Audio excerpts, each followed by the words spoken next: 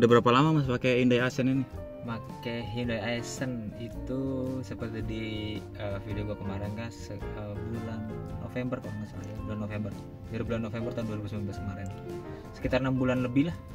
6 bulan lebih ya? 6 bulan lebih gua pakai Hyundai Accent. Kan isu-isunya mobil Korea ini agak-agak kurang menarik lah ya daripada mobil Jepang. Terus gimana rasanya pakai mobil Korea? Kalau dibilang kurang menarik,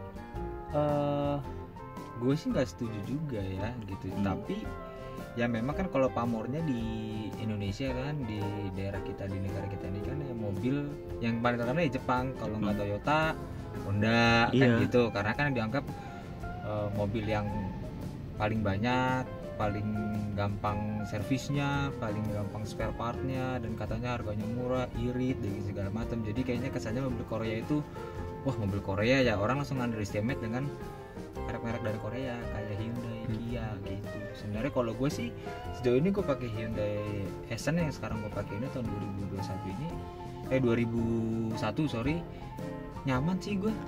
Nyaman ya? Nyaman aja gitu, nggak ada kendala yang kayak orang-orang lain pernah bilang wah susah ininya itu. Oh, berarti untuk masalah irit bahan bakar dibandingin dengan mobil tahun baru Jepang, wah kalau masalah BBM gue sih bisa ngadu. BBM lebih irit. Maksudnya irit banget. Gue tuh kasarnya 100.000 tuh udah kemana-mana. 100.000 kemana-mana. 100.000 kemana-mana. Dan ini bisa 112, 113 dalam kota. Berarti irit daripada mobil sekarang ya, yang cc 1.500 agak susah mungkin tuh dalam kota dapetin itu gitu loh. Ya di luar mobil Avanza ya, yang memang terkenal irit. Tapi irit juga ngirit-irit banget sih. Yang irit malah setahu gue Honda Mobilio. Ya. Mobilio, Brio itu irit, setahu gue itu gitu. Tapi ini nggak kalah irit, justru gue senang pakai ini gitu. Untuk masalah perawatan nih kan, mobil udah lama nih. Iya. Apalagi mobil Korea kan. Ya, biasa kan spare partnya susah tuh. Katanya. Nah, katanya kan susah isu-isunya. Ya. Nah, ini kira-kira gimana untuk spare part itu, Pak ya? Gampang sebenarnya. Spare part ya? Cuman karena orang sudah terlalu underestimate. Wah, mobil Korea spare part susah, padahal enggak. Sekarang begini. Dulu mungkin susah karena apa? Tidak ada online. Banyak yang cocoknya dengan spare part lain gitu loh. Kayak kapas rem aja persamaannya ada. Iya, terus kopling persamaannya ada. Iya, kapas kopling satu set itu ada persamaannya. Terus velg ada banyak persamaannya, sama-sama mobil Toyota juga ada. Jadi nggak terlalu susah. Jadi itu mindset yang kata dibilang mobil Korea susah, ya nggak sama sekali gitu loh. Nah, dan satu lagi, murah. Bukannya katanya lebih mahal ya? Enggak, karena murah, susah. Murah, gue bisa ngadu. Contoh, lo mau ganti apa? Yang biasa yang rutin diganti nih ya? Iya. Paling busi. Gue pernah bilang harganya berapa? Cuma 12.000. 12.000 businya. Busi 12.000. Coba lo pakai merek lain nih, adalah mobil di luar sana. Businya itu khusus. Harganya bisa 70.000, 100.000. Ini gue cuman pakai busi standar yang harganya cuma 12.000 dikali 4. Cuman berapa sih? Irit. Gue gitu ganti seal head packing situnya. Ya. Itu tuh gue cuma dapat 80.000.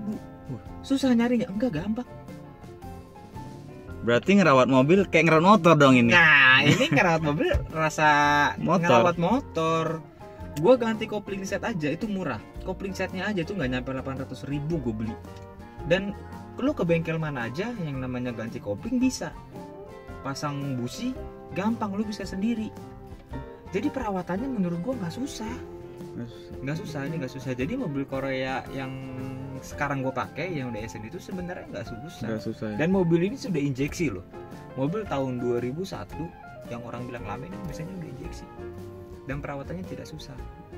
Cuman memang ada kelemahan dibanding mobil sekarang. Nah, gitu aja. Kita bicara kelemahan nih ya kan. Selama pakai mobil Accent ini yang 2001 udah lama banget nih kan. Iya, betul. Sampai tahun sekarang. Oh, udah hampir 20 tahun. 20 tahun. 20 tahun dong bro. Nah, tua nih. Kalau bisa nikah nih mobil. Nikah dong, ya betul. Kalau bisa nikah. Kalau bisa nikah. Cuma belum ketemu jodohnya. Nah, itu dia tuh. Kendalanya apa aja sih nih? Kendalanya apaan aja? Penyakitnya ya. Yang selama gue pakai ini dan gue ngeliat beberapa forum, biasanya itu di RPM naik turun. Nah, kayak gitu. Itu biasanya ada kendalanya di ISC. Oh, ISC. Biasanya ini paling sering diganti ISC-nya. Cuman kan permasalahan RPM naik turun itu nggak selalu ada di ISC-nya. Ada di beberapa hal lagi juga gitu. Tapi memang paling sering ada di ISC. Sebenarnya gampang, tinggal bersihin, semprot pakai semprotan apa yang buat karbon kayak gitu kan. Bersih, pasang lagi, bisa. Aman. Cuman gitu doang cara ngatasin ya? Iya. Dan kalau mau ganti juga murah. Kemarin gua ganti yang copotan gua cuma kena 450.000. Ori. Itu copotan ori Singapura, gue beli 450.000 waktu itu di daerah Depok. Itu terus apalagi ya, gini, kalau masalah di dalam nyaman, nggak bisa gue bilang sepenuhnya nyaman karena kan ini mobil tahun 2001 udah lama, dan teknologinya juga sama yang interior zaman sekarang udah beda gitu ya. Jadi memang ya kayak ada getaran-getaran dikit di bagian dashboard kayak gitu. Terus ya memang kan penyakitnya kayak gini kan gue sudah berganti trimnya, udah gue ganti. Nah ini nyopotinnya tuh harus hati-hati karena apa? Karena ini udah lama 20 tahun dan pengait kancingnya tuh sudah agak getas, jadi harus hati-hati banget biar nggak copot. Maklum lah umur gitu kan. Terus soket-soket, colok-colokan soket-soket udah mulai agak longgar. Kalau mau copotin juga harus hati-hati ya karena memang umur gitu. Tapi so far sejauh ini sih masih kuat-kuat aja karena memang semuanya kan masih ori, masih barang asli semua, jadi kuat gitu loh. Ya hitungan umur yang 20 tahun dari 2001 sampai sekarang itu soketnya masih bagus semua. Nah terakhir tuh gua ganti soket yang colokan ke koil. Itu murah. Cuma ganti 10.000 gua ganti gitu loh. Jadi memang nggak susah. Ini bukan ngerawat motor lagi nih. Ini apa dong? Ini kayak ngerawat anak kecil ya. Dikasih bonbon permen, udah kelar, mau betul. Dikasih apa aja, oke. Jadi enak. Jadi nggak usah takut beli mobil lama. Terus nggak usah takut beli mobil Korea karena memang sebenarnya itu mobil bagus gitu kan. Yang gue dengar sih Korea itu sebenarnya percampuran antara Jepang dan Eropa. Nah kayak Hyundai Accent ini aja kita nggak ngelihat di sini tuh ada power window-nya, tombol power window-nya tuh ada di sini. Persis kayak Mercy BMW zaman dulu. Ya dia ada di tengah-tengah sini. Jadi perpaduan itulah gitu. Terus kelemahannya adalah ini mobil kecil. Jadi kalau gua rasa kalau untuk dipakai sama orang yang tinggi, badan tinggi gede, untuk duduk di samping atau bawah ini agak kurang nyaman karena memang kecil. Gitu. Cocoknya kayak badan kayak gua kecil. Dan yang diangkut sebenarnya orang-orang yang kecil 5 cukup lah. 5 cukup, tapi kalau udah agak-agak gede agak sempit, kurang nyaman gitu aja. Tapi memang jangan terlalu banyak-banyak bawa barang-barang karena taruhnya di bagasi aja, semua lebih enak. AC dingin. Karena pakai KB-nya kecil, jadi AC-nya dingin. Iya. Cerita ini kan udah dibawa 8 bulan ya mobil ini ya. Iya, kurang lebih lah. Udah pegangan 8 bulan lah ya. Iya, udah pegangan 8 bulan. Kalau 9 bulan udah mau melahirin dong ya. Oh iya, mau punya anak dong ya. Iya. Amin, semoga ini beranak nih. Iya, amin. Iya. Nah, udah dipakai kemana aja nih mobil? Nah, ini kan waktu gue awal beli peruntukannya memang untuk gue pakai kerja. Karena gue kan kerja sana sini jauh-jauh. Karena gue freelance di bagian musik, di bidang musik, main acara wedding jauh-jauh gitu, dan gue harus ngambil job itu. Kalau pakai motor udah terlalu capek, dan gue bawa alat juga capek. Belilah mobil ini dengan harga yang murah gitu. Nah paling jauh sejauh ini sih paling jauh Tangerang jauh, tapi sebelumnya pemilik ini itu udah sering pulang pergi Jogja. Mobil ini udah pernah ke Jogja? Pulang pergi Jogja. Waduh, berarti emang mobil senior ini. Mobil senior, makanya itu gue memang ada rencana pengen coba nih, gue bawa sendiri mau keluar kota, itu entah ke Bandung kayak, atau memang kalau misalnya mau nekat ya gue mau nekat ke Jogja bawa mobil ini gitu. Sekalian kita konsumsi bahan bakarnya berapa sih, bener-bener irit nggak sih? Sekarang gue mau ngitung gitu loh. Bener. Biar bener-bener wah gue yakin menentukan pilihan gue ada di sini gitu. Plus untuk beli mobil yang udah umur 20 tahun pajaknya bro irit, murah. Serius, sama Ninja 2,5 gue rasa malah Ninja kan. Berarti nggak salah. Gua nggak salah pilih ini, Nggak karena salah ya pilih sesuai ini. dengan kantong gua banget. Ini sesuai dengan kantong gua banget, jadi nggak usah pusing. Kalau untuk keluarga kecil cukup. Ya anak, suami, istri, anak 2 di belakang cukup. Dan di belakang itu nyaman. Di belakang itu nyaman ya, cuma memang kalau buat orang gede yang nggak kurang nyaman karena kan dia kecil ruang hidungnya gitu bro. Oke, kalau kayak gitu kasih tips dong ya kan.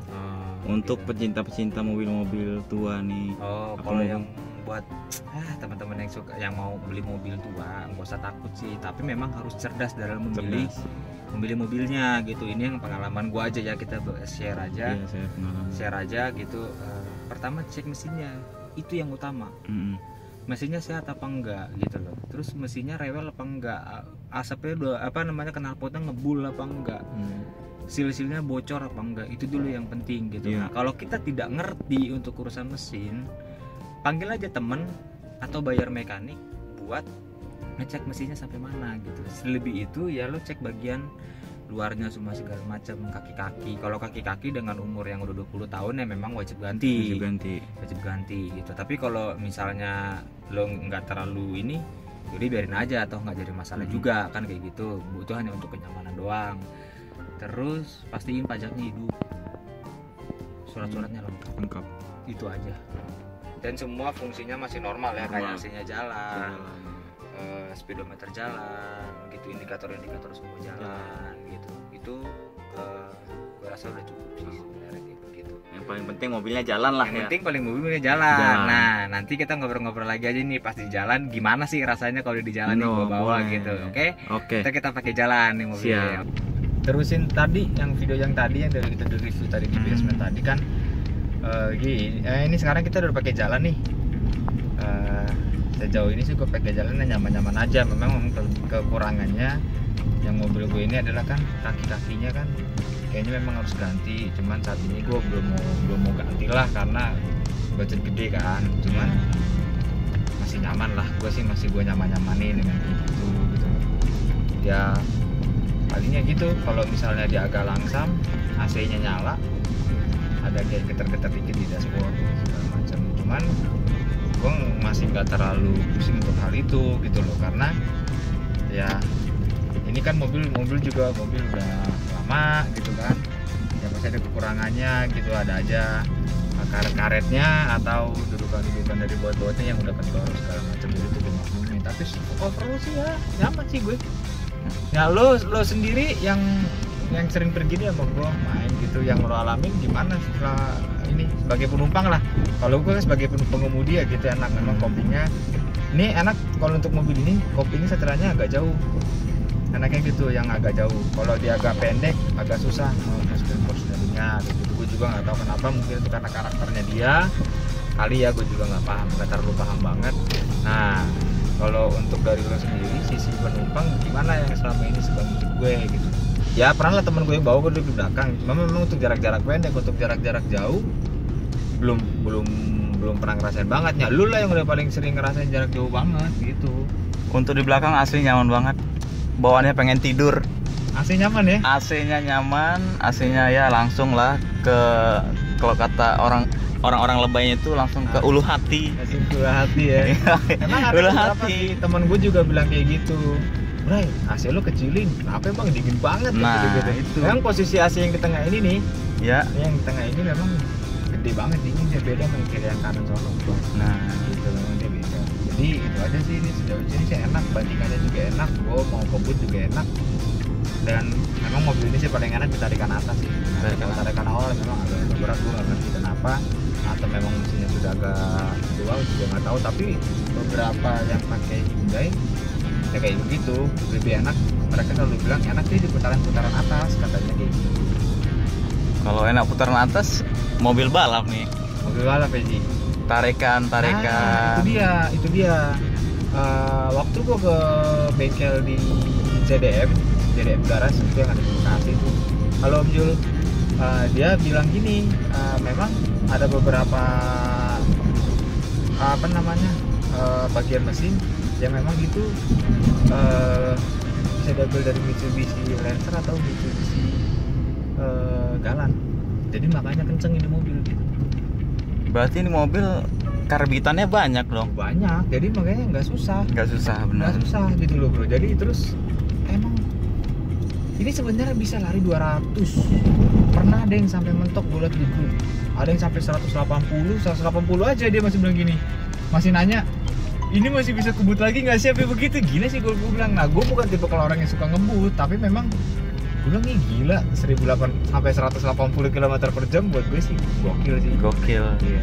Jadi buat teman-teman yang pengen beli atau pengen punya mobil lama khususnya DSN yang kayak gue pakai yang sekarang ini, ini cukup recommended lah untuk kalian yang punya kantong pas-pasan, karena harga mobil ini juga kan tergolong murah banget malah gue bilang, daripada lo harus beli motor yang agak mahal, masih kepanasan, masih hujanan, pajak mahal, perawatannya juga yang nggak beda-beda jauh sama ini.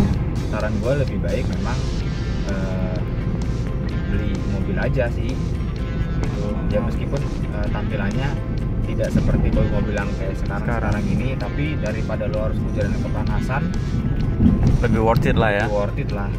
Untuk nggak banyak. Untuk kecepatan nih tadi katanya sampai 200, Iya. 180. Untuk Masnya sendiri nih paling tinggi kecepatan berapa? Gua berani pakai ini 140. 140 ya? Iya, nggak berani lebih lagi. Pernah ada yang pakai 140 lebih tuh temen gue. Waktu gue pakai, gue suruh tes.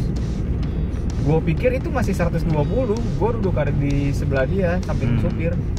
Kagak ngerasa kebut nih, anjir enak juga gue bilang ya. Dan pas pakai 140 itu keadaan posisi mobil goyang nggak sih kayak mobil-mobil? Kagak. Yang gak usah sebut lah mereknya ya. Nah ini kan sedan gitu, sedan. Dan gitu kan gue udah ceperin dikit. Jadi makin kenceng ya makin apa? Makin asik. Makin asik.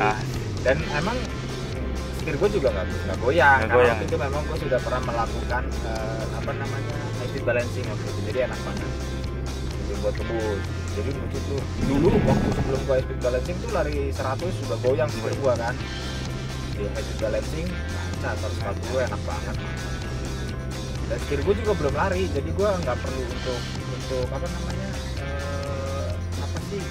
kuring balancing gue nggak perlu karena memang belum lari. Jadi kalau gue lurusin nggak akan lari belok ke kiri atau ke kanan. Oke, jadi sekian aja suka duka kelebihan kekurangan yang gue kasih tahu di mobil ini ya itu yang tadi kan. Dan untuk kantong yang kayak gue kayak gini ya rekomendasi banget lah untuk punya mobil gitu. Ya punya mobil, perawatan motor harga murah. Oke, thank you. Saksikan terus video-video gue berikutnya untuk ngebahas tentang mobil Korea. Oke, thank you.